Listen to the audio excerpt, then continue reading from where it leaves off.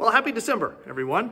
I hope that you had a great Thanksgiving. Pray that you were able to be blessed enough to enjoy the time with some level of company and family, even though it probably didn't look the same as it has in past years. But I trust that you are rejuvenated and refreshed and at least looking forward to what you can enjoy and what God is doing in this holiday season.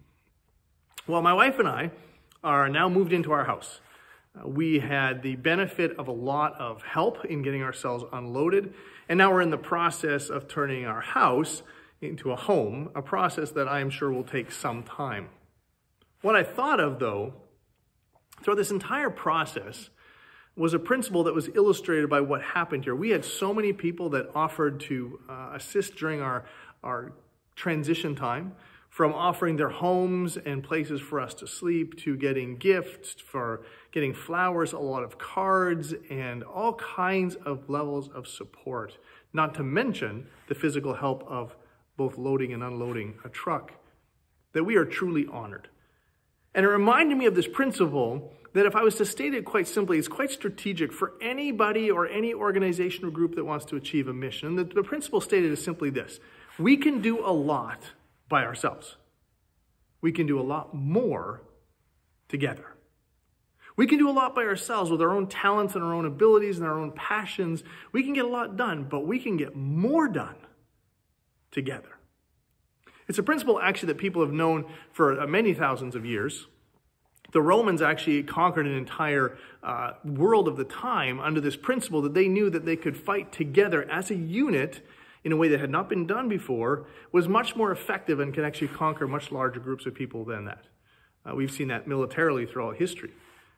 Corporations and companies have learned over the years that having people on the same mission, going the same direction in the same way, was far more effective than a whole bunch of people doing their own things independently. And you can get a truck unloaded a lot faster and more efficiently with a bunch of people working together than doing it by yourself. God knew this. This is called the principle of multiplied impact. God actually designed it this way. He knew it. And that's why when Jesus left, he instituted the church. Because here's what he knew. He knew that if he had a whole bunch of disciples of Jesus, of himself, running around doing all kingdom Jesus stuff, they would be effective. They would change things. But if he could have a whole group of Jesus followers working together in community and pooling their resources around a common vision, that could change an entire community or city.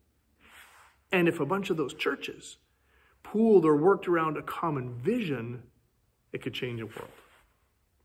Well, we have an opportunity to live this way in our church in the year ahead.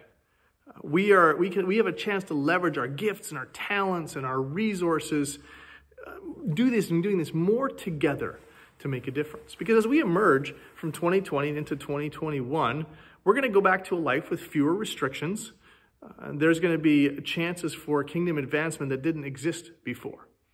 And so as we do this as a church, whether it ends up being with a particular group of people, whether it's children or youth or families, or in a particular region or with a particular segment of our society, as we begin to focus on what the Spirit's doing and reach into it, we have a chance as a church together to do amazing things.